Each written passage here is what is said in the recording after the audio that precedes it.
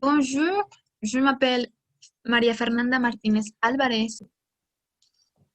avec mon équipe conformée par Karen Montserrat Aparicio et Temir Jaime Sánchez. Merci. Et je vais vous présenter cette activité appelée le français, une langue à l'épreuve des cycles, basée sur les vidéos de YouTube de Alain Rey par l'Université de Genève. Alain Rey est un linguistique et écrivain très important dans la francophonie et l'éditeur-chef de Le Robert. Oui, j'espère que vous en profitez. Merci. On commence avec cette phrase ici que je vais vous la lire. Pardon. Une langue n'est pas seulement le moyen de se comprendre, elle permet aussi l'affirmation des valeurs et la création mentale de mondes possibles. C'est important cette phrase-ci parce que, évidemment, nous allons parler de la langue française et son histoire, mais aussi la langue latine et ses dérivations par les régions. Et je considère que cette part ici, la création mentale des mondes possibles, c'est intéressant par le contexte et la perspective que nous pouvons nous pouvons savoir, indépendant quelle langue on parle et où, où on se trouve. Mais nous parlerons un peu plus en avance. On commence avec l'origine de notre histoire. Comme notre titre avait dit, nous allons parler de la langue française. Et pour parler de la langue française, nous devons savoir qu'il avait trois aspects importants pour la création ou la génération de cette langue. La langue galloise, qu'on va parler un peu en avance, la langue romane, dérivée latin, et l'influence des langues germaniques. Ici, une petite phrase. La langue est née d'abord à partir des modifications. Et ce qu'on doit savoir, c'est que la langue française actuelle n'est pas la même langue française que nous connaissons auparavant. La langue a changé beaucoup pendant des cycles, des années. Mais pour bien exprimer ce point-ci, nous devons savoir que le latin a une histoire si grande comme langue. Oui, mais pourquoi? Parce que avec l'arrivée de l'Empire romain, nous verrons l'influence de cet empire l'arrière-monde dans plusieurs régions. Et personnellement, quand on parle de l'Empire romain, on peut croire que seulement on parle de l'Europe, mais cet empire a été sur différentes régions, en spécifique 3 continents, l'Europe, bien sûr, par de l'Asie et par de l'Afrique. C'est un empire trop grand avec plein de locations, bien sûr, et avec ces deux aspects, le latin et le pouvoir de l'empire romain a été né, sont été nés les langues romanes. Les langues romanes, nous avons ici 5. L'espagnol, le portugais, le français, l'italien et le roumain. Alors, on revient ici. Mais si le français est ici, avec le latin, pourquoi c'est différent? Parce que, bon, on le verra en futur ici dans cette présentation, mais ce que je veux te dire en ce moment-là, à ce moment-ci, c'est que le français actuel n'est pas le même que l'auparavant, mais seulement ça. Et arrête un moment et je vais vous expliquer.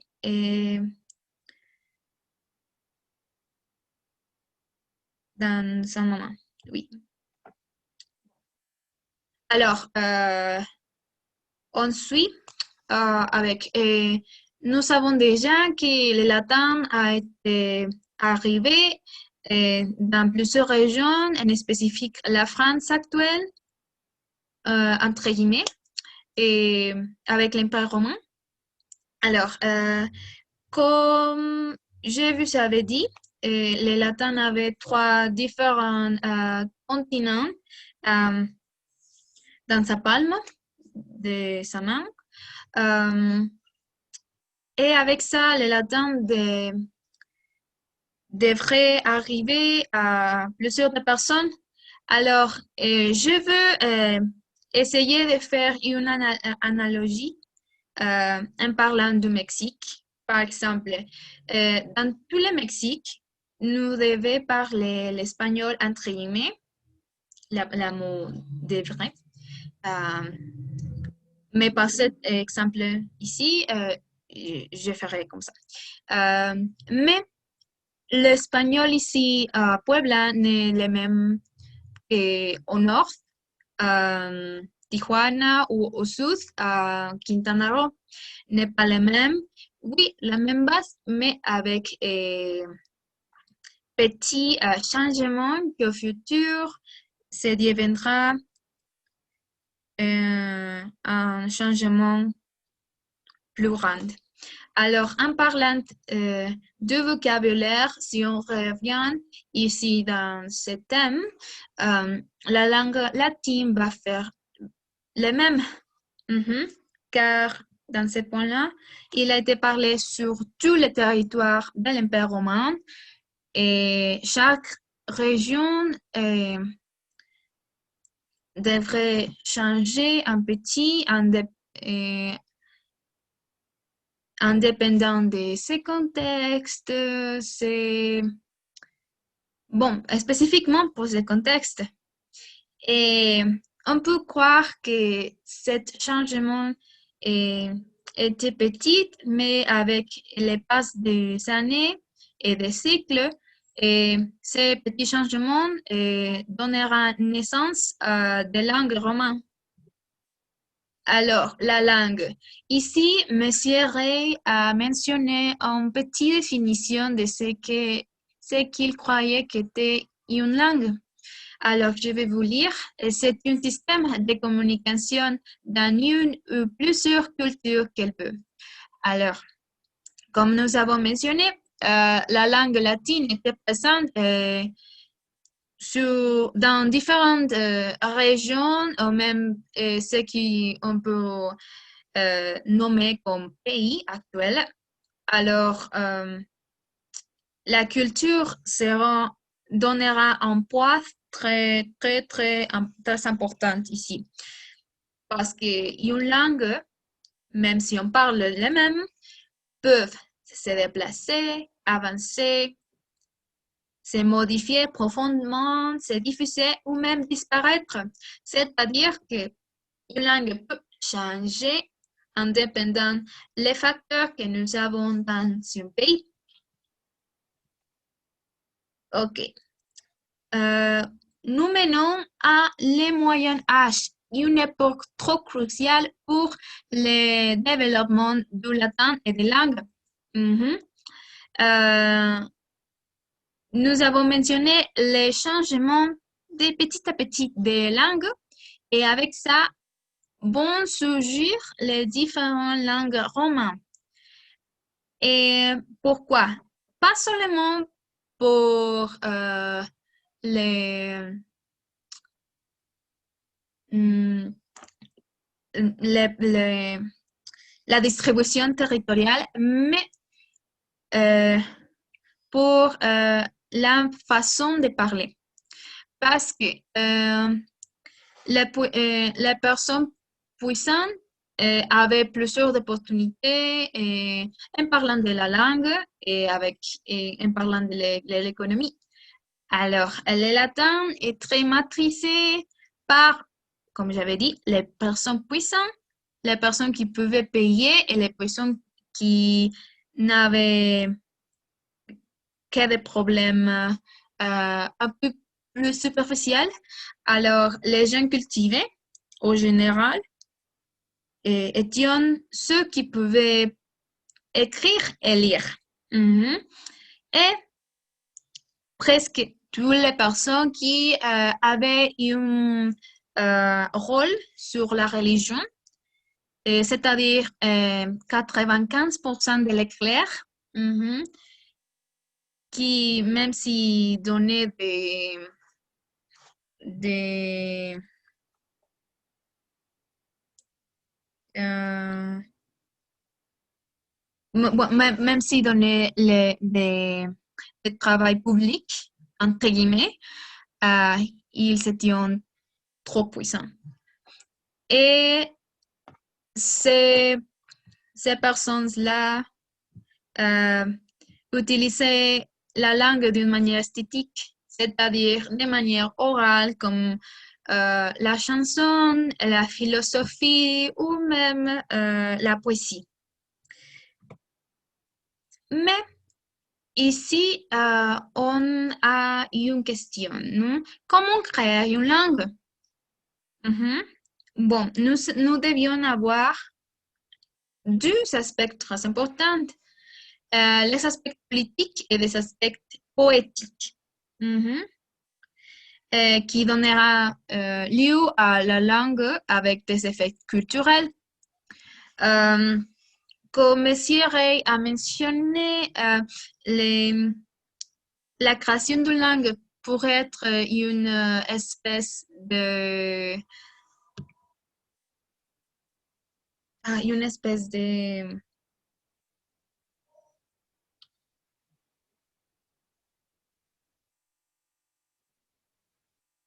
Bon, une espèce de...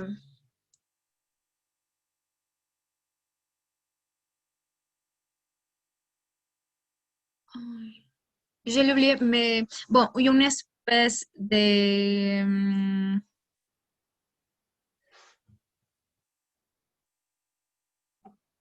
une espèce de stratégie, mhm, de stratégie plus politique et poétique. Mhm. Euh, mais nous aurons des, des exemples un peu plus poétiques. Nous avons ici l'italien avec notre personnage au caractère Dante Alighieri qui a créé l'italienne. Mais on doit savoir dans son passé qu'il a été né à Toscane, une région italienne.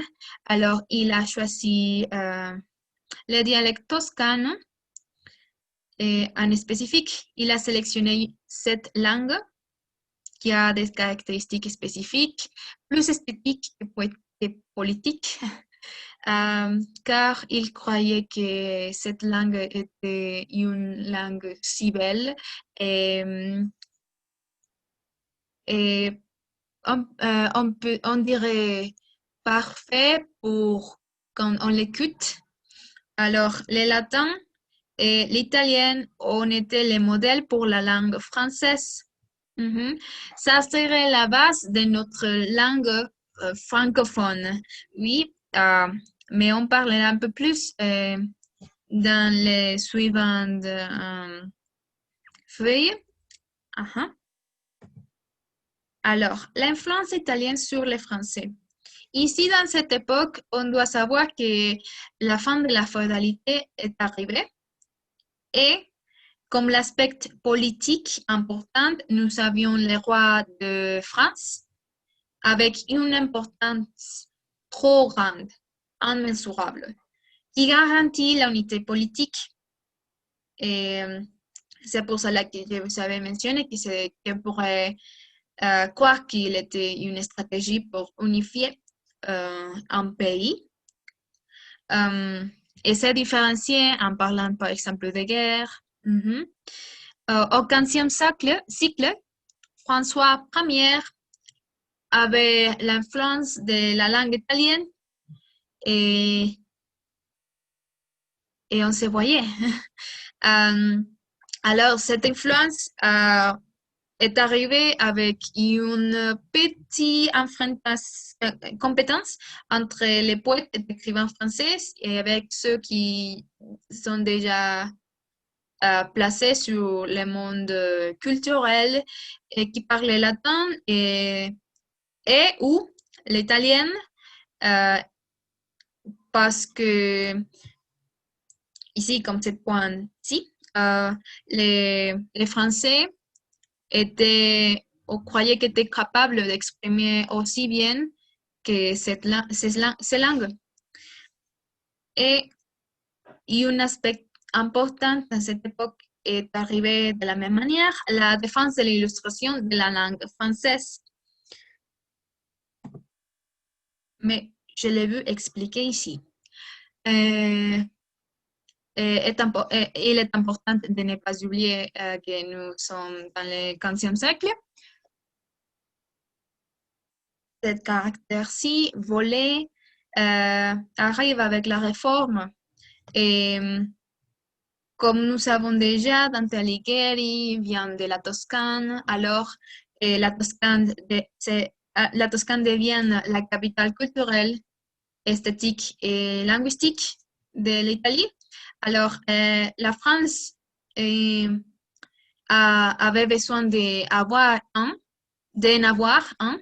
Alors, la capitale culturelle nommée était la Genève pour la francophonie. Ici, le réglage entre le latin et les langues modernes a été fait, un peu plus de confrontation diplomatique, on peut dire, avec la réforme. Un point important qu'on ne doit pas oublier était que toutes les choses importantes, par exemple, la religion et la parole de Dieu ne pouvaient être qu'en latin. Et un personnage aussi autant important était Luther. Martin Luther croyait que le langage était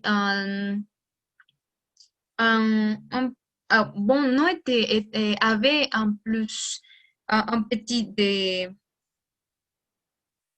de discrimination parce que, comme je l'avais mentionné, le latin, le parler et l'écrivaient seulement les personnes puissantes. Alors, elle se rebellait en contre de la religion. Bon, pas de la religion, pas le pouvoir et la distinction que le gouvernement avait. Alors, en traduisant la Bible du latin en français, c'est une chose qui était interdite.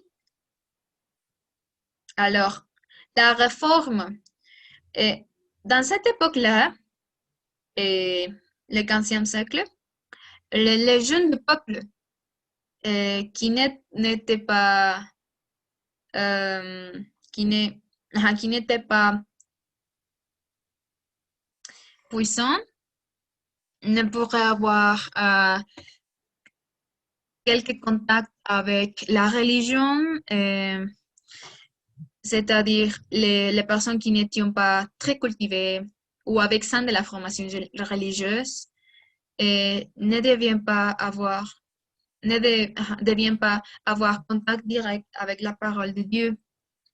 Et Luther s'opposait en prenant des positions différentes à ce qu'il était dans cette époque-là. La rébellion qui était Luther était la traduction à des langues un peu plus simples, qui c'est la variation qui était parlée dans le peuple même.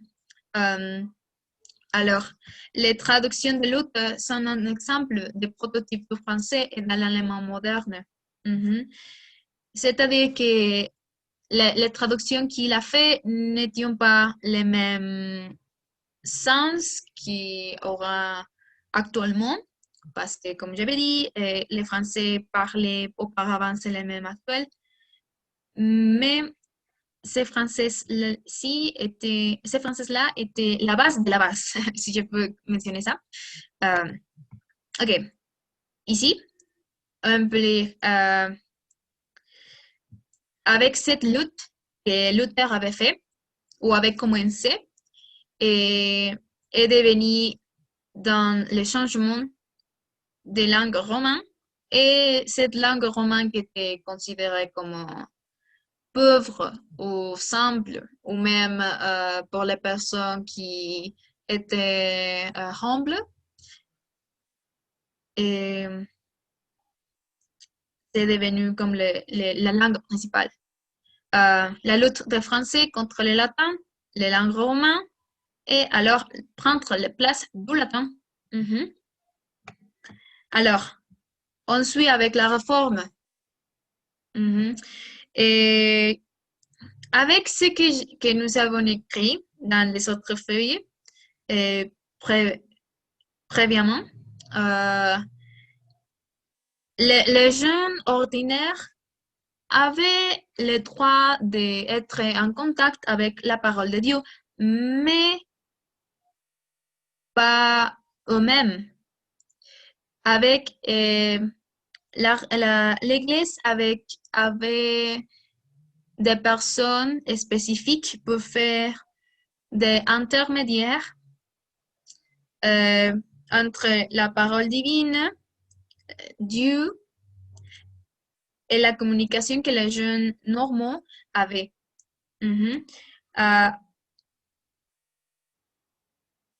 Et avec l'interprétation et l'utilisation des langues que nous avions, et on parle du latin. Et ce personnage ici, ou ce caractère ici, a été exigé par le Vatican, étaient les prêtres. Et les prêtres donnaient ces services pour que les croyants puissent obtenir des différents aspects spirituels, mais plus religieux. Avec ces réformes, on retournera aux langues simples, parce qu'on doit être réalistique, que apprendre une langue dans ce moment-là seulement pour apprendre, entre guillemets, était trop cher, et plus de personnes avaient plus de problèmes, ou des autres problèmes en travaillant 24/7 dans toute l'année. Alors, le retour aux langues simples était un type de libération. Comme il est un dérangement par rapport aux valeurs chrétiennes, était une sorte de libération. Luther croyait que en diffuser la discrimination linguistique, on pourra avoir plus de communication et plus de connaissances sans être de la classe bourgeoise ou bourgeoise. Et c'était un moment de révélation en contre du système. Alors, exaltation des langues modernes et dans un recul relatif au mode général et qui était les latins. C'est un changement immesurable, vraiment gigantique, le changement de l'importance de ces langues parce que euh, quand, par exemple, si je veux faire une analogie, quand un produit est trop exclusif, tout le monde veut être parti ou acheter un. Euh, mais quand, par exemple, les choses deviennent gratuites et les personnes deviennent habituées à ce produit. Et un on dirait qu'ils perdent son essence ou bien son importance. Alors, mais cet exemple-ci n'est pas pour détériorer ce changement, sinon que c'était en lutte des classes sociaux. Alors, les personnes puissantes ont perdre un petit de ses pouvoirs en donnant ces changes par Luther qui était trop merveilleuse pour changer le système. Ok, nous menons au le à 17e siècle, la fin du latin. Le latin a résisté, même avec ces changements de la partie religieuse, jusqu'à la fin. Mais cette partie, c'est pour l'aspect ou le domaine scientifique, euh, même si des autres domaines, nous parlerons dans les différentes langues romanes ou la base des langues romanes que nous avions dans cette époque-là. Dans les parties scientifiques a été un peu plus difficile. Mais par exemple, nous avons ici Descartes qui a écrit au latin, mais après les traduit en français, qui était comme Luther, en lutte des classes sociaux, en donnant des connaissances à plusieurs de personnes qui n'ont pas les pouvoirs économiques ou au général les pouvoirs pour lire et profiter de cette connaissance. Alors, comme le français et des autres langues romanes étaient considérées comme des langues familières, et Descartes a fait des provocations similaires comme Luther, mais en parlant dans la partie scientifique, en écrivant ces textes dans ces langues familières, en spécifique le français, afin de provoquer le système parce qu'il était interdit de ne pas utiliser. Non, il est interdit d'utiliser une autre langue qui n'était pas le latin. Et ici, ils peuvent être lus par des incultivés. C'est vrai, les incultivés pouvaient avoir plus accès à des changements culturels et maintenant scientifiques que le monde avait dans ce moment-là. Et on ne doit pas oublier que ce changement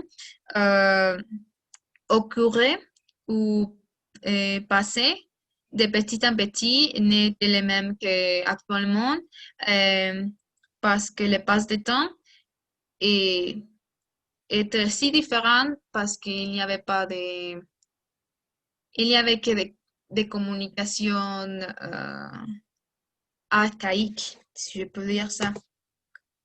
Dans le 18e siècle, et on devient dans les mentalités générales la répudiation, ou on peut dire une sorte de répudiation du latin. Mais Monsieur Ray mentionne que répudiation comme, comme euh, par soi-même, non. Seulement que la personne laisse de petit à petit d'utiliser cette langue par se mener aux autres langues, en spécifique roman ou des dialectes. Ok, la science. Ici, dans ce domaine, l'évolution des sciences et, et la science moderne est en train de naître. Le changement du monde est, est passé un peu plus vite par cette époque-là, et parce que en révolution sociale, en parlant de langage, euh, occure, ou bien, est en train de passer euh, avec l'utilisation de langues quotidiennes ou les langues de tous les jours, comme nous les avons écrit, comme nous les avons écrit ici. Euh, les langues romanes deviennent les langues de tous les jours que toutes les personnes veulent et vont parler, vont les parler. Et ces types de langues vont dominer le latin. Mhm. Alors, un exemple ici que nous avons, c'est les premières œuvres de Newton qui ont été écrites en latin, mais puis de ça, euh, il a choisi l'anglais pour son suivante œuvre. Alors, la communication scientifique à l'époque a été en train de changer, et le latin était important parce qu'il s'agissait d'une langue commune. Et, par exemple, si quelques personnes parlaient un dialecte et dans un autre pays, un autre dialecte, la langue commune était le latin. Et si par soi-même, on pourra dire que c'était comme la langue intermédiaire entre les autres langues, mais et ça a été un peu plus classiste en parlant du langage. Alors, si on utilise la langue de tous les jours, même si n'était les mêmes pour tout, et va renforcer le changement linguistique qui était dans cette époque-là. Et pourquoi le latin? Parce que j'ai mentionné ici que s'agit d'une langue commune. Et Et on l'utilisait par trois aspects. Les économies, l'économique, les facilités qu'ils avaient et la commodité, parce qu'il s'agissait d'une langue intermédiaire entre la langue X et la langue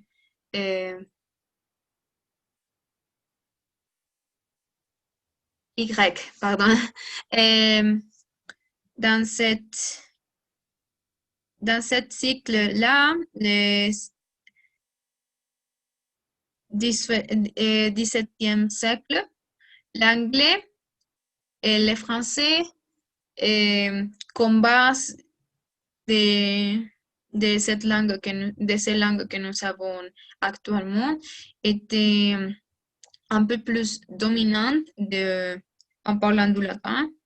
Alors, l'anglais était dominant dans la poésie contemporaine, mais le français était dominant dans la chanson et tous les aspects lyriques, comme par exemple la poésie contemporaine. Mhm. Euh, et par exemple, si nous étions dans un pays, on pourrait parler et écrire dans ces deux langues, mais indépendant de du domaine que nous voulions euh, nous voudrions choisir. Alors, nous menons à la guerre de 1118. 418. Dans cette année-là, 40% des francophones européens existaient. Et comme j'avais dit, l'Angleterre était la base de la littérature, de la poésie contemporaine et la base de la littérature française la plus raffinée dans ce moment-là. Les gens qui ont le pouvoir, les grands feudaux, parlaient tous les dialectes normands. Et les Fourbons normands se sont installés en Normandie et ils sont installés des colonies. Et cette histoire, c'est très intéressant pour sa finale. Et nous menons. Nous avons ces caractères Guillaume. Et il venait avec des colonies normandes. Il ne savait plus la langue danoise originale et il a été obligé à apprendre quelques formules pour mieux se communiquer avec les personnes du haut-monde. Et il a fait une rébellion avec les personnes du haut-monde et il a été battre les Anglais Hastings et avec ça installer la langue française en Angleterre. Parce que si nous avions ici des bases du français en Angleterre en parlant de la littérature, l'installation de cette langue en Angleterre était un changement si important pour l'impact de la langue française sur l'anglais. Et pendant 3 siècles, les riches et puissants, c'est-à-dire les politiques et l'économie, même les religieux, mais je ne les mentionne pas parce que M. Ray mentionne un peu plus les politiques et l'économie. Les personnes de l'Angleterre parlent français. Nous avons des bases de la littérature française, comme la poésie ou la chanson, qui a déjà été placée sur l'Angleterre ou en Angleterre, mais la langue française arrive de manière générale en Angleterre dans ce moment-là. Alors, l'influence de l'anglais sur les Français. Alors, quand l'anglais est traduit par le vocabulaire latin français, et au moment où le français a été cessé d'être parlé en Angleterre et l'anglais. Alors, nous avions une expression un peu plus significative du français à comparaison de l'anglais.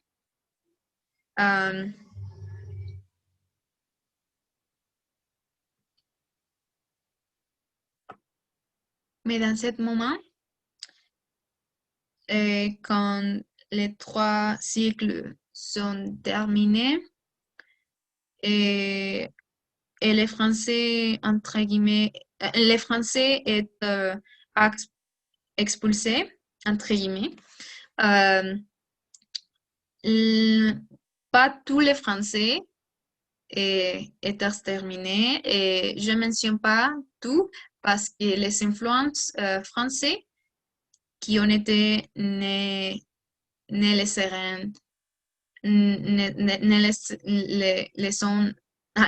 les pays ou ce pays parce que bon si ils sont retournés à parler l'anglais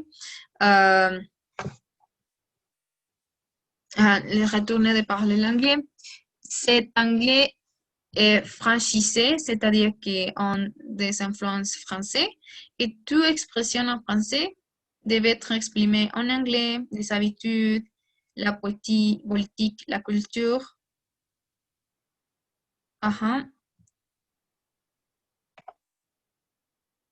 Les habitudes, la politique, la culture.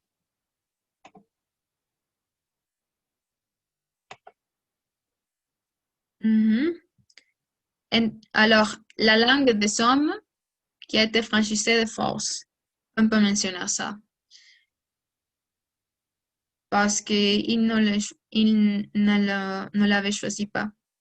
Il ne l'avait pas choisi comme ça, mais les restes de Français qui ont été laissés avec les pas du temps a été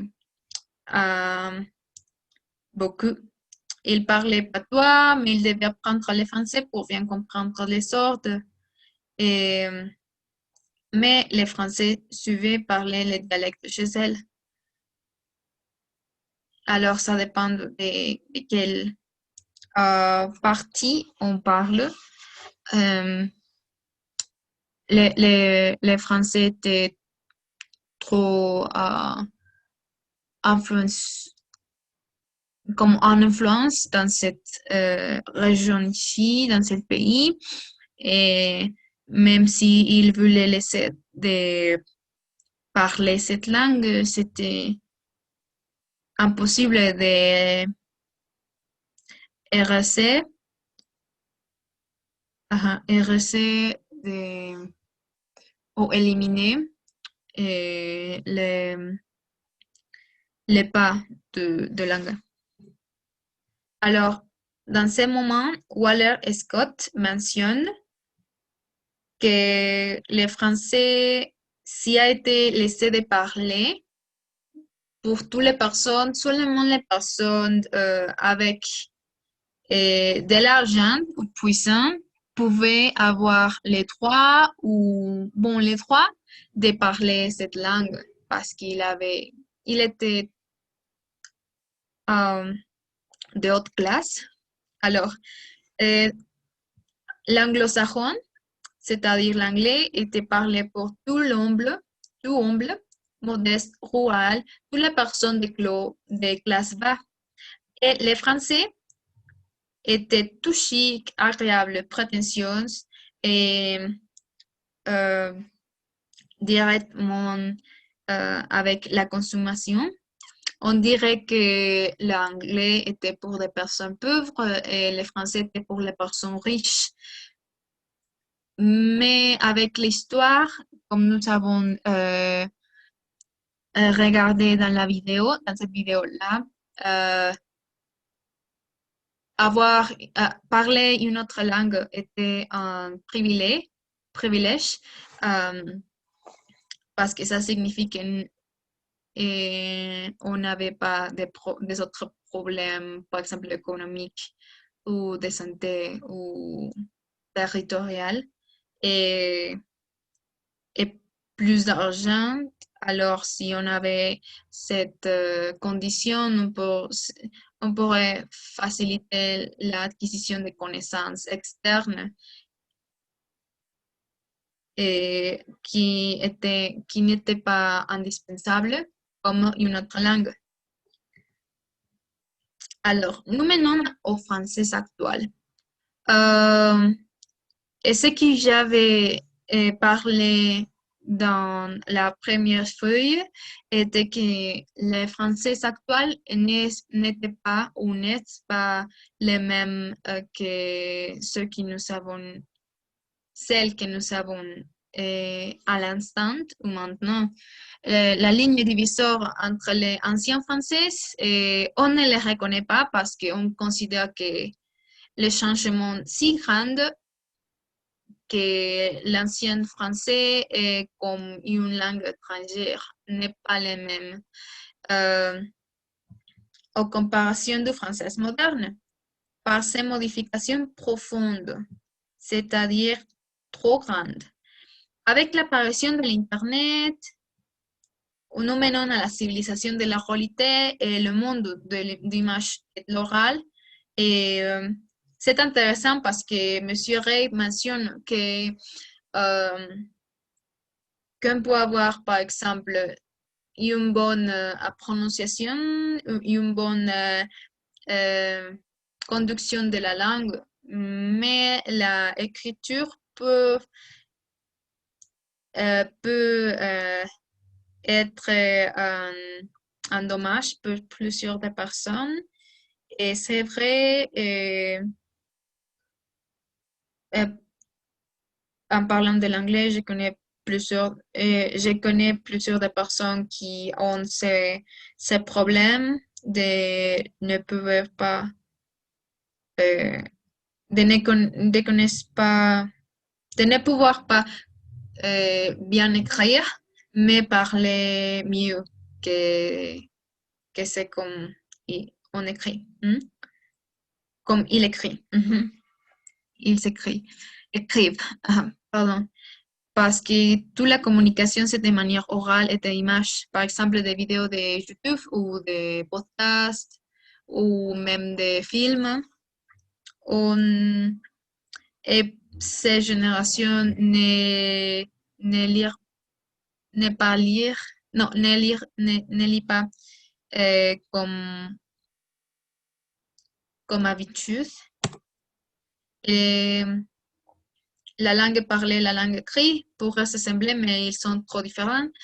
La incertitude de prononciation, et on pourra croire que la façon écrite est la même que la façon parlée, mais dans le cas des français, c'est trop difficile.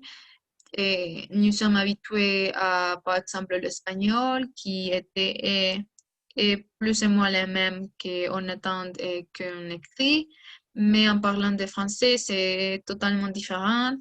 On peut prononcer des choses qu'on ne l'écrit pas, ou on peut écrire des choses qui ne se prononcent pas.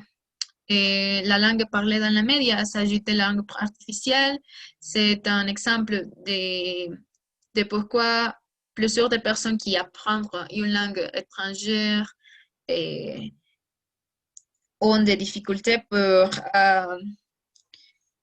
comprendre les langues colloquiales ou les langues quotidiennes parce que ceux qui on regarde par exemple, les nouvelles ou dans les films n'est pas les mêmes en fait. Uh-huh. De même, la langue parlée dans les médias peut être un peu plus formelle que ce qu'on utilise dans tous les jours. Uh-huh. Et il fait un exemple dans la littérature médiévale et les chansons orales qui étaient apprises par cœur. Et actuellement, on appris presque rien des choses par cœur, mais cette chanson était changée, adaptée avec les pas du temps, parce que les personnes ne savaient pas lire et écrire. Et avec, avec cette feuille, on mentionnerait les mots du gallois parce que le gallois était le dialecte, la base du français. Euh, alors, le premier dialecte, on dirait que était par la part française. Et par exemple, nous avons ici cette cadre marron avec cette phrase. Les langues qui n'ont pas d'écriture sont intériorisées et peuvent disparaître parce que si on n'a pas de preuves ou des preuves ou des registres écrits, c'est trop difficile de maintenir une relation stricte avec ces langues parce qu'on peut les parler, mais si les personnes sont mortes ou si nous mourons, et tout le legacy a été perdu. Et un exemple que nous avons, c'est le dialecte du gallois. Bon, la langue galloise parce que si on n'a pas une forme d'apprendre ces langues de manière écrite ou visuelle, c'est un dommage réellement. parce que les connaissances ne devaient pas être diffusées et de cette manière, tout était de manière orale. L'écriture était bloquée, c'est-à-dire interdit, et seulement dans la langue latine et grecque, il pouvait. Et, la, et Monsieur Ray fait une analogie avec cette histoire de la mort du Gallois avec le, les Français actuels. Et c'est intéressant parce qu'en effet, c'est vrai que avec notre génération ou par l'instant, les Français, les Français parce que c'est notre,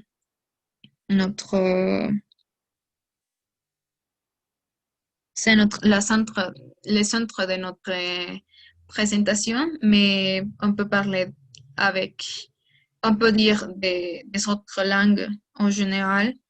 euh, Peuvent peindre la vase si on nous menons seulement avec des images ou l'oralité. Et on devra regarder les changements dans le futur et avec ses caractéristiques et on pourra avoir peur des changements qu'on verra au futur, notamment. Et pour conclure, et en conclusion, la langue française peut changer et changera, ne restera pas les mêmes au futur et il ne restait pas les mêmes au présent en comparaison du passé. Mais on doit profiter des changements et les registrer et ne pas oublier la base de l'histoire où euh, elles viennent. Parce que si on connaît la base, on pourrait bien comprendre et, et apprendre par cœur ces aspects culturels qui sont en train de changer et ou même disparaître. Merci.